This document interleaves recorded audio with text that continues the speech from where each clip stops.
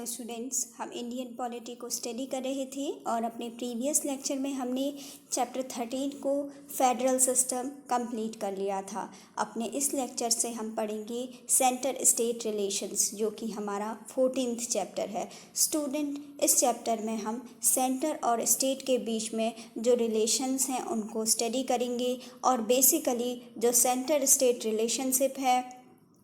उसमें 3 टाइप्स के रिलेशंस को हम स्टडी करेंगे अपने इस चैप्टर में, जिसमें पहला है लेजिस्लेटिव रिलेशन, दूसरा है एडमिनिस्ट्रेटिव रिलेशन और थर्ड टाइप के जो रिलेशन हैं वो हैं फाइनेंशियल रिलेशंस। स्टूडेंट, अपने इस लेक्चर में हम आज लेजिस्लेटिव रिलेशंस को स्टार्ट करेंगे। स्टूडेंट, जो इंडिया का कॉन्स्टिट्यूशन है वो अपने स्ट्रक्चर में बेसिकली फेडरल है। जैसा कि हमने SR Bommai case supreme court का जो 1994 का केस था उसमें सुप्रीम कोर्ट ने अपने जजमेंट में कहा था कि जो फेडरल जो स्ट्रक्चर है, जो फेडरल फीचर है, ये हमारे कॉन्स्टिट्यूशन की बेसिक स्ट्रक्चर का पार्ट है। तो स्टूडेंट, इससे हम बेसिकली ये समझ सकते हैं कि जो हमारा इंडियन कॉन्स्टिट्यूशन है इसका जो फेडरल स्ट्रक्चर है और हम अपने जो नॉर्मल हमारा इंडिया का जो पॉलिटिकल सिस्टम है उसमें जो फेडरल स्ट्रक्चर है उसके जो फीचर्स हैं उसमें हम डुअल पॉलिटी का यूज़ करते हैं, जिसके अंदर की हमने पढ़ा था कि हमारी सेंटर में एक अलग गवर्नमेंट होती है जिसे हम नेशनल गवर्नमेंट कहते हैं, सेंट्रल गवर्नमेंट कहते हैं, और इसके साथ ही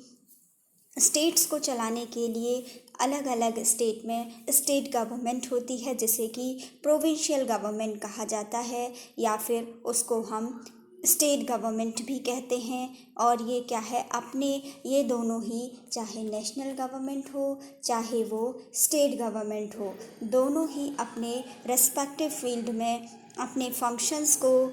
एक्सरसाइज करने के लिए फ्री और इंडिपेंडेंट होते हैं।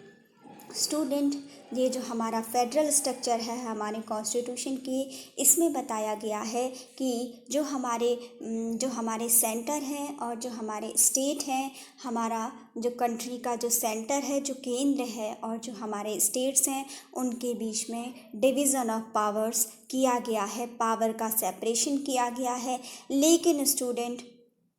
डिवीज़न ऑफ ऑल पावर्स, जिसमें कि ये ऑल पावर्स में आती हैं सभी प्रकार की लेजिस्लेटिव पावर, एग्जीक्यूटिव पावर और साथ ही जो फाइनेंशियल पावर हैं, ये क्या हैं, इन ऑल पावर्स में आती हैं। लेकिन स्टूडेंट, हमारे इंडियन कॉन्स्टिट्यूशन में जो जुडिशियल पावर है उसका डिवीज़न नहीं किया गया है, क्योंकि जो इंडियन जुडिशरी सिस्टम है वो एक इंटीग्रेटेड जुडिशियल सिस्टम है, जो कि जो स्टेट लॉज हों या फिर जो सेंट्रल लॉज हैं, दोनों को ही हमारे कोर्ट के द्वारा इन्फोर्स कराने का काम किया जाता है। स्टूडेंट, जो हमारा जुडिशियल सिस्टम है उसमें कोई भी पावर ऑफ डिवीज़न हमारे कॉन्स्टिट्यूशन में नहीं किया गया है। हमारे इंडियन कॉन्स्टिट्यूशन में जो जुडिशियल सिस्टम है वो इंटीग्रेटेड जुडिशियल सिस्टम कहलाता है। इंटीग्रेटेड जुडिशियल सिस्टम का मीन्स ये है कि हमारे जुडिशियल सिस्टम में सबसे सुप्रीम माना जाता है सुप्रीम कोर्ट को, सबसे हायर अथॉरिटी माना जाता है, उसके बाद हाई कोर्ट को, और हाई कोर्ट के नीचे आते हैं अदर सबऑर्डिनेट कोर्ट्स। तो उसमें क्या है, इंटीग्रेटेड जुडिशियल सिस्टम हमारे इंडियन कॉन्स्टिट्यूशन में है और उसमें सुप्रीम कोर्ट, हाई कोर्ट या फिर जितने भी अदर सबऑर्डिनेट कोर्ट्स हैं वो हमारे स्टेट के द्वारा बनाए गए जितने भी लॉज हैं या फिर हमारी सेंट्रल गवर्नमेंट के द्वारा बनाए गए जितने भी लॉज हैं, उन दोनों ही प्रकार के लॉज का इन्फोर्समेंट इन जुडिशियल बॉडीज़ के द्वारा इंश्योर किया जाता है, इन्फोर्स किया जाता है। इसीलिए हमारी जो जुडिशियरी है, हमारा जो जुडिशियल सिस्टम है उसको कहा जाता है इंटीग्रेटेड जुडिशियल सिस्टम। लेकिन वहीं स्टूडेंट, हमने देखा कि जो हमारा कॉन्स्टिट्यूशन है वो फेडरल स्ट्रक्चर का है, जिसमें कि हमने डुअल पॉलिटी को पढ़ा और इसमें हमने पढ़ा कि जो हमारी सेंट्रल गवर्नमेंट है और जो स्टेट गवर्नमेंट है उनके बीच में एग्जीक्यूटिव पावर, लेजिस्लेटिव पावर और फाइनेंशियल पावर का सेपरेशन होता है अपने रेस्पेक्टिव फील्ड्स में। स्टूडेंट, ये जो हमारा फेडरल सिस्टम है उसमें बेसिकली यही कहा जाता है कि सेंटर और स्टेट के बीच में क्या होना चाहिए, वो एक कोऑर्डिनेशन होना चाहिए और मैक्सिमम हार्मनी होनी चाहिए, जिससे कि ये जो हमारी कंट्री का जो फेडरल सिस्टम है वो इफ़ेक्टिवली ऑपरेट हो सके। और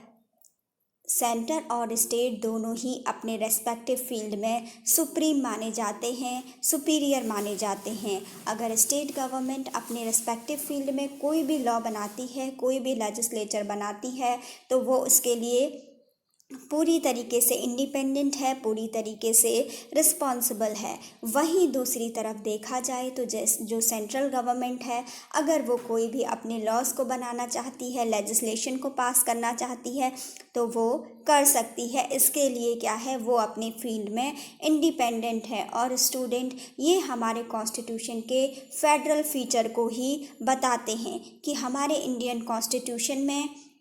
जो हमारी एग्जीक्यूटिव पावर्स हैं, जो हमारी लेजिस्लेटिव पावर्स हैं और जो हमारी फाइनेंशियल पावर हैं, उनमें स्टेट और सेंटर के बीच में सेपरेशन ऑफ पावर किया गया है और उनको अपने अपने रेस्पेक्टिव फील्ड में फंक्शन करने के लिए इंडिपेंडेंस दी गई है। स्टूडेंट्स, जो हमारा कॉन्स्टिट्यूशन है उसमें जो सेंटर और स्टेट्स के बीच में जो भी रिलेशन है उनको रेगुलेट करने के लिए डिफरेंट प्रोविज़न्स को इलेबोरेट किया गया है, उसमें डिफ़ाइन किया गया है। हमारे कॉन्स्टिट्यूशन में उन सब डायमेंशंस को दिया गया है, उन सब प्रोविज़न्स को दिया गया है जिनके थ्रू हम अपने स्टेट्स और सेंटर के बीच में एक बैलेंस व्यू बनाकर रख सकते हैं, एक हार्मनी बनाकर रख सकते हैं। इन सभी प्रोविज़न्स को कि हमारे स्टेट और सेंटर के बीच में हार्मनी कैसे होनी चाहिए, बैलेंस किस प्रकार बनाना चाहिए, ये हमारे कॉन्स्टिट्यूशन में लिखा गया है। स्टूडेंट, अगर सेंटर और स्टेट के रिलेशंस को देखा जाए तो जो सेंटर स्टेट रिलेशन है उसको हम बेसिकली 3 हेडिंग्स में स्टडी करेंगे। सबसे पहले इन दोनों के बीच में होते हैं लेजिस्लेटिव रिलेशंस, जिसको कि हम अपने इस लेक्चर में आज स्टार्ट करेंगे और इसको समझेंगे। स्टूडेंट, इसमें जो सेकंड टाइप होता है, जो सेकंड टाइप का सेंटर और स्टेट के बीच में रिलेशन है, उनको कहा गया है एडमिनिस्ट्रेटिव रिलेशंस। और उसके बाद जो थर्ड टाइप की कैटेगरी है स्टेट और सेंटर के बीच में रिलेशनशिप की, वो कहलाती है फाइनेंशियल रिलेशंस। उसमें हम स्टडी करेंगे कि स्टेट और सेंटर के बीच में फाइनेंस को लेकर कैसे रिलेशन है आपस में, जबकि जो दूसरी कैटेगरी हमने पढ़ी उसमें स्टेट और जो सेंट्रल गवर्नमेंट है इनमें आपस में एडमिनिस्ट्रेशन को लेकर, गवर्निंग पावर को लेकर किस तरीके से दोनों में हार्मनी है स्टेट और सेंटर के बीच में, इसको पढ़ेंगे। स्टूडेंट, सबसे पहले हम स्टार्ट करते हैं अब फर्स्ट कैटेगरी ऑफ रिलेशन को, जो कि है सेंटर और स्टेट के बीच में जो लेजिस्लेटिव रिलेशंस हैं उनके बारे में स्टडी करेंगे। स्टूडेंट, जो सेंटर और स्टेट के बीच में जो लेजिस्लेटिव रिलेशन है उनको हमारे कॉन्स्टिट्यूशन में आर्टिकल 245 से आर्टिकल 255 तक हमारे कॉन्स्टिट्यूशन के पार्ट 11 में दिया गया है। और यही जो पार्ट 11 है और जो हमारे कॉन्स्टिट्यूशन का आर्टिकल 245 है और आर्टिकल 245 से लेकर आर्टिकल 255 तक जितने भी आर्टिकल्स हैं वो सभी हमारे कॉन्स्टिट्यूशन में जो सेंटर और स्टेट्स के बीच में जो लेजिस्लेटिव रिलेशन है उनको, उनके प्रोविज़न्स को बताते हैं। और सेंटर और स्टेट के बीच में जो लेजिस्लेटिव रिलेशन है उनको हमारे कॉन्स्टिट्यूशन के पार्ट 11 में बताया गया है। और स्टूडेंट इस ये जो अभी हमने पढ़ा कि ये जो सेट ऑफ आर्टिकल्स है फ्रॉम आर्टिकल 245 टू आर्टिकल 255, इसके अलावा भी हमारे कॉन्स्टिट्यूशन में कुछ अदर आर्टिकल्स हैं जो कि हमारे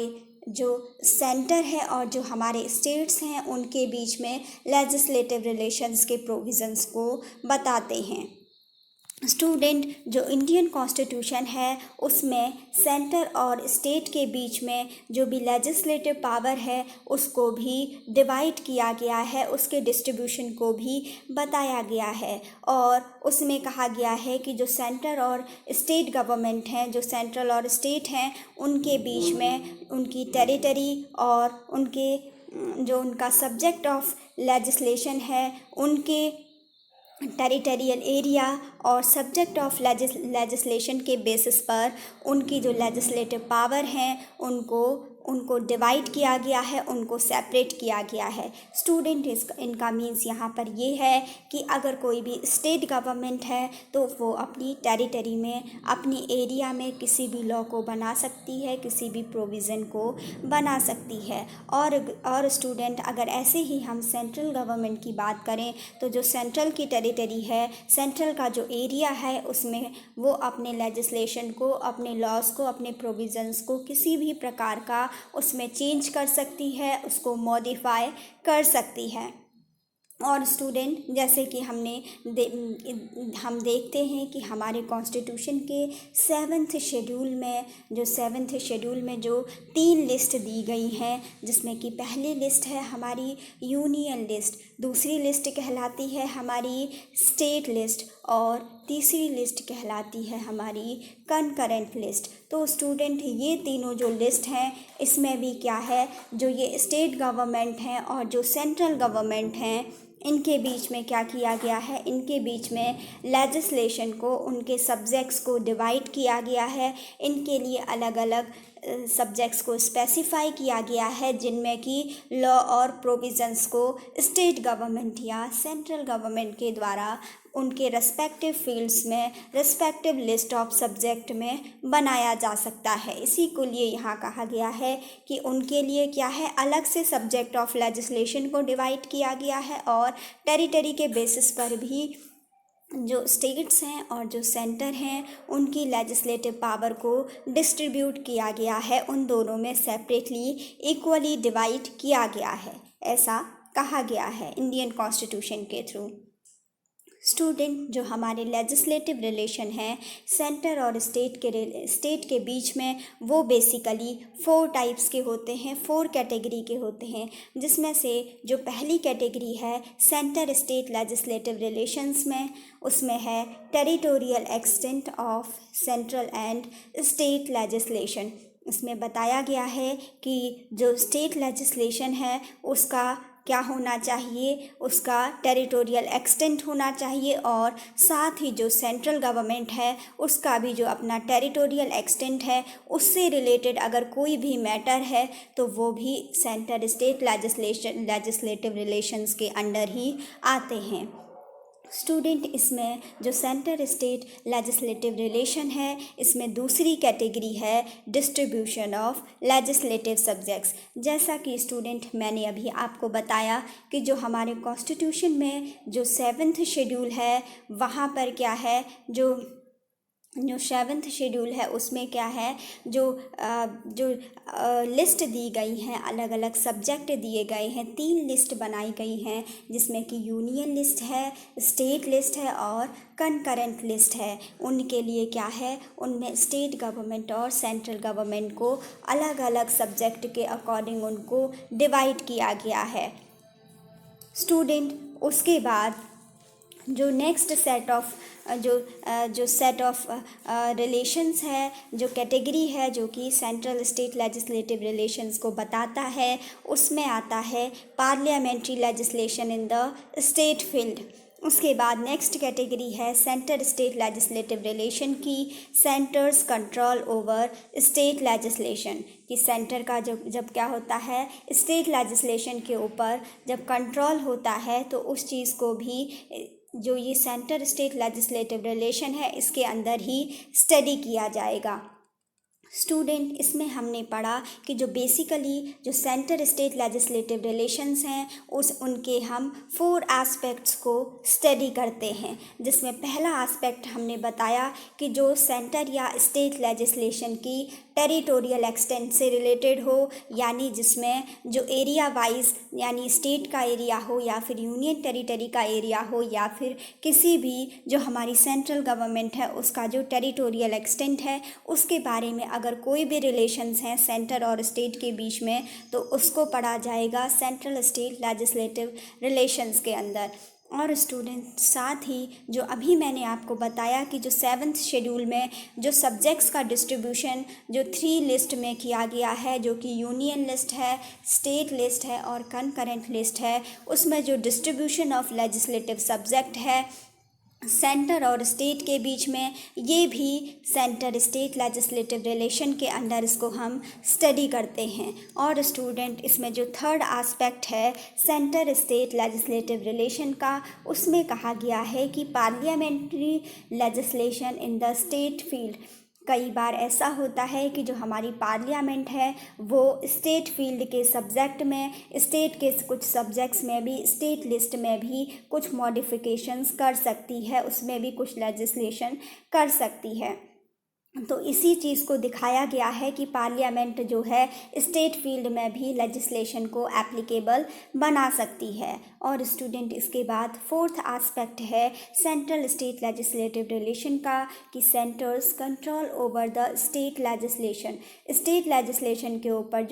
जो सेंटर का कंट्रोल है उसको किस प्रकार से देखा जाएगा, किस प्रकार से सेंट्रल के द्वारा मैनेज किया जाता है, इसको भी हम सेंट्रल स्टेट लेजिस्लेटिव रिलेशंस के अंडर ही स्टडी करेंगे।